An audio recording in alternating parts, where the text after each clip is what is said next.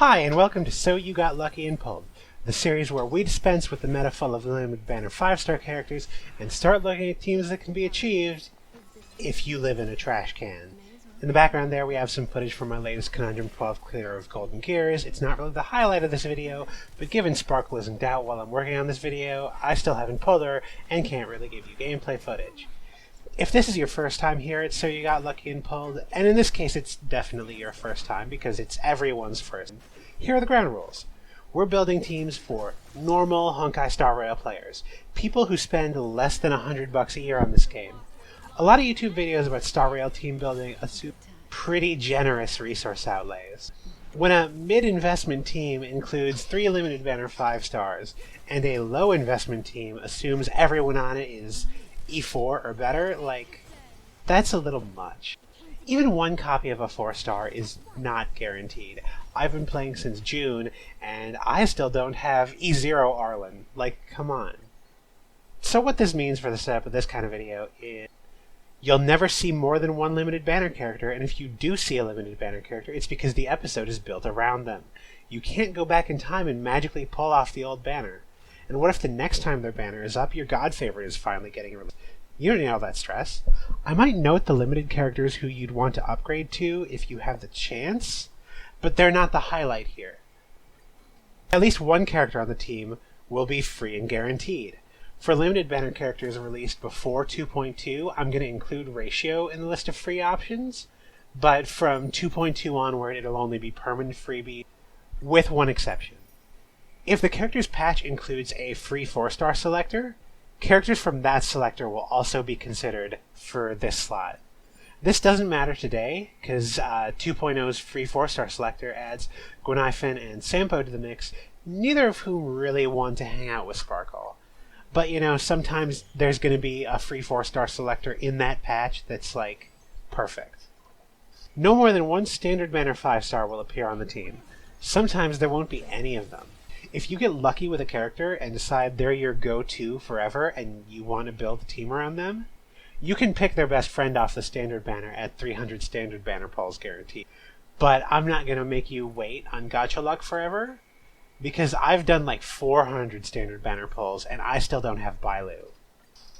The remaining 4-star will either be a free character again, or a character on the same banner as the Spotlight character. Again, I still haven't pulled Arlen. I want to give you a really good shot as a casual player of actually having all 4 characters on this team without going whaling. So the star of today's show is the star of every show on every stage. So, you got lucky and pulled Sparkle. Sparkle is a 5-star Quantum Harmony character whose kit focuses on making sure everyone's got skill points to spare. As a bonus, her own skill advances the target's actions by 50% and kicks up their crit damage.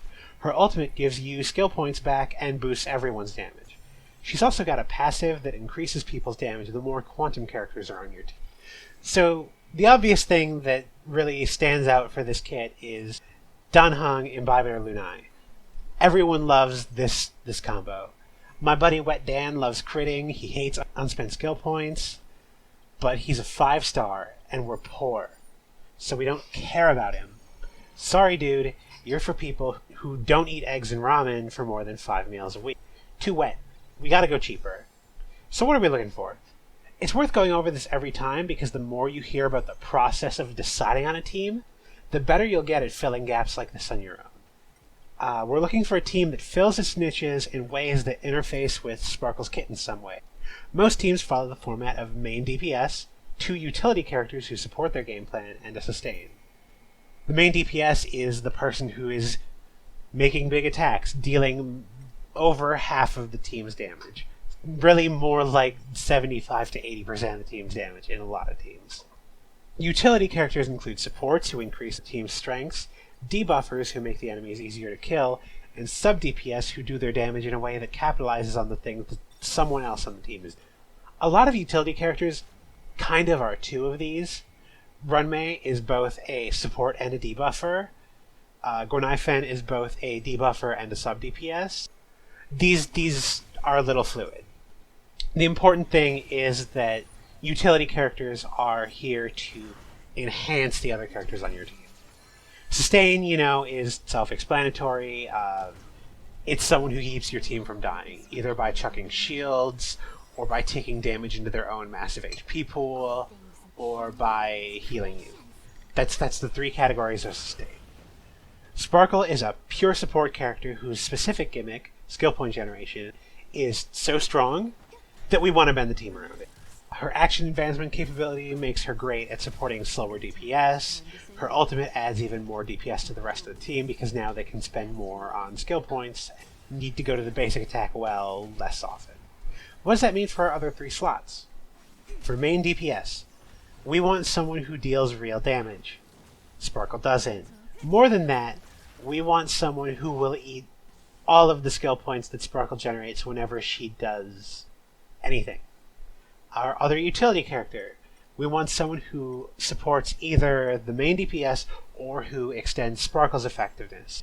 It's a bonus here for them to be fairly skill point positive because, as you'll see in a minute, our best candidate for main DPS really wants those skill points. And with Sparkle advancing their action, they'll be draining your battery like you left my video running on your phone. And for our sustain, we're looking for anything that helps. None of the sustains that exist really, gas up Sparkle's gimmick directly. There are a couple limited banner sustains who are kind of close on this front, but again, we are poor. We're not paying attention to them. This team's only limited banner character is Sparkle. There is a right answer, though, and that right answer is free. Alright, let's get to it. Despite the fact that she would probably disapprove strongly of our decision to avoid gambling and focus on guarantees, and our leading DPS is the Scourge of the Celestial Jade table, Qingque. Qingque is free for completing Stage 3 of Forgotten All. Qingque and Sparkle go together perfectly. Qingque's skill funnels skill points into her basic attack. You can spend a lot of skill points very quickly. Every time she draws tiles, she gains a buff once she's E4 or higher, and if she can put a winning Celestial Jade hand together, she gets to do a trillion damage to all enemies. The synergy here is pretty obvious. Qingque wants to gamble, Sparkle fronts her the cash. You can't go gambling with an empty wallet, and Sparkle's got deep pockets full of chips to eat. Do you eat the chips? I really don't gamble. Anyway, Qingque is also a quantum character. More quantum characters on the team enhances Sparkle's damage buff and makes the Penacony Relic set, which increases damage of same type characters on the team as the person wearing it, more appealing. They're pretty much made for each other. And indeed, Sparkle probably would enable someone's gambling addiction for laughs. So let's move on to the utility. Aside time. Before I played Honkai, I was actually pretty big into Marvel vs. Capcom, a game where you'd often see teams described with the concept of a shell. Two characters who go well together looking for their third who supports that. When you're building teams in Honkai, you're kind of doing the same thing. You kind of end up with these shells that need thirds. Especially since our limited banner characters often have characters on their banner who synergize really strongly with them. We have our shell now, Sparkle and Qingque, and we're looking for characters who enhance that core concept, or at the very least don't compete with it. So what do we want here? We want a character who is SP neutral or SP positive most of the time. Qingque is the star of the show, and Sparkle wants to enable her. Our third character shouldn't hamstring the action by putting those two off of their weird codependent skill point cadence. You don't want that. The third character should either be making Qingque deal more damage, or making Sparkle use her ult more often. Our playflow is built around Sparkle using her ultimate, and Qingque dealing a bunch of damage, so anytime that's happening more often, that's better. We would like it if this person was Quantum. It's not necessary, but it helps. There is a character who's all three of these things, but we're poor, and she's off-banner, and she's limited, so sorry Silverwolf, you're not here right now. The character we're going to shove into that second utility slot is Hanya. Hanya is a 4-star physical harmony character whose kit focuses on applying the burden status effect. When an enemy has burden, hitting them gives you back skill points and boosts your attack. Needless to say, for Sparkle and Qingque, this is great. Qingque is very skill point hungry, and outside of her ultimate, Sparkle can also get that way. As a result, our other characters still kind of need to be feeding the beast, and few characters do that better than Hanya. Except Sparkle, but we can't have two Sparkles. Hanya does pretty good damage on her own and is net skill point positive. She also has a support ult, which will increase Qingqi's speed, which is normally very slow, and increase her damage. So we've got a pretty complete outgoing damage thing going. Hanya's also on the same banner as Sparkle, so if you chase Sparkle, she's pretty easy to get. You probably have her. And if you don't, it's fairly low outlay to get to her at this point. So we have our shell, and we have a character who helps our shell keep going. We need a sustain now, and we need to have a sustain that helps in some way other than just keeping the team from evaporating. I know what you're thinking. We have a character from the banner, we have a free character, so surely we're going to have a 5-star character. This is where the guaranteed 5-star character selector comes in, right? But nope. These two can't do anything for us. Bailu has nothing to offer but big Heelys. She's honestly not very good. Gepard has nothing to offer except for a shield that might not be up all the time without him using his. So let's go back to the free character. Lynx is the final piece of the equation. Lynx is a 4-star Quantum Abundance character whose kit focuses on healing and increasing your max HP. As her Eidolons go up, she's also got some niche damage buffs, but we're not really worried about that. That is nice. We're here for 3 things. These are the 3 things that Lynx is doing good that make her a better pick than Natasha, Gepard, or Bailu. Her overall utility is really good. It's definitely better than Natasha, and probably better than either of the 5-star standard banner sustains. She's Quantum Element, which means she increases Sparkle's passive damage buff, and if you really strap for damage, you can equip her with the Penacony Ball and Rope to further increase the damage of the other 2 characters on this team. She increases Sparkle's passive damage buff, and she can use the Penacony Ball and Rope to further increase Qingqi's damage. And she's the friendliest of the aforementioned characters to the greatest number of teams, which means you should be building her anyway until you stop living in a dumpster like I do. Expect to see Lynx a lot on this show. There are exactly 4 sustains that fit the criteria whenever the limited banner character isn't a sustain, and not all of them are. Gepard struggles to reach full defensive uptime if a team wants to spend its skill points elsewhere, and that's most teams, but especially most teams built around a limited banner. Bailu really has, like I said, nothing to offer but gargantuan heal numbers, and Nat is really, really slow. You might see them. They're not horrible characters by any stretch. It's not the Lynx Levin party here. But I think a lot of the time I'm going to be telling you to build Lynx. So what I'm going to do instead, whenever I tell you to build Lynx, is highlight Abundance Light cones that would really help this team. For a free-to-play cone for this team, I'm going to really strongly recommend Quid Pro Quo. None of the characters on this team scale off of max HP or defense except Lynx herself. So if you need like huge healing numbers, you have a problem going on that's not in the team composition. Something is off with your relics, or you're not doing enough damage, or your team isn't going fast enough. So skip it. Ignore it. You do not need Lynx to have the most pungent canned fish of all time. It's inefficient. You do have characters who won't always be ulting at the same time as each other. Both Hanya and Qingqi also have very slow ultimates, so you're likely to have someone under that 50% ultimate threshold most of the time, where Quid Pro Quo is going off and giving you more energy. If you find you're under-healed for the content you're doing while using Quid Pro Quo, swap back and give your relics a quick check.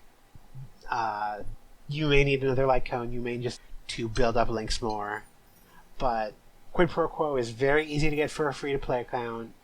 It's in the Forgotten Hall light cone shop. Because of that, it's also easy to level to Super 5, and it does a lot to extend the value of this team. So here's where we're at now. The final question. Is this team perfect? No. Sparkle has better friends that could go in every slot. Qingqi is great, but she's inconsistent. She and Sparkle are great together, but as I said before, Wet Dan offers a lot of the same upsides with better consistency and higher raw numbers. Hanya is great and doesn't compete with her, but Silver Wolf wouldn't spend that many more skill points, and she would also really enhance the quantum damage buff of this team. I might not make both of these switches at the same time. Silver Wolf arriving on the team enhances Ching Chur more than it does Wet Dan. They're both great though, like, you could do either of those. Lynx is great, but she's not perfect. Like I said, the best light cone for her on this team blunts her healing a bit too. Fushuan would offer better overall sustain, especially in Simulated Universe, and she keeps the quantum typing that made Lynx great for this team. But, again, that's not the point. This team is easy to get online for free during Sparkle's banner. It's got a lot of upside. Everything Sparkle does enhances the rest of the team. Everything the rest of the team does enhances Sparkle. But most importantly, now you know what Sparkle wants in a team and why. Are you coming into this with an E6 Pella who could easily replace Hanya and still be SP positive and still be increasing the damage this team does? Do you have Tingyun or Ho-Ho to gas up the ult time? That's good, that's good. You can keep making substitutions, and you can be pretty confident now that you get why those substitutions were. I made this video because I really felt like there wasn't enough realistic team building content. Most team building videos either assume you've been playing since launch and can wail, or fully hate and fear the idea of touching a random number generator ever and only have 4 stars. I wanted to make something that assumes you like this game, but you don't spend more than $100 a year on it. So if you found this video helpful, hit it with the old like, comment, and subscribe. You can also follow me on Twitch at Katsura Tsuruya. Until next time, I'm Katsu Productions, and you should find and pet a cat.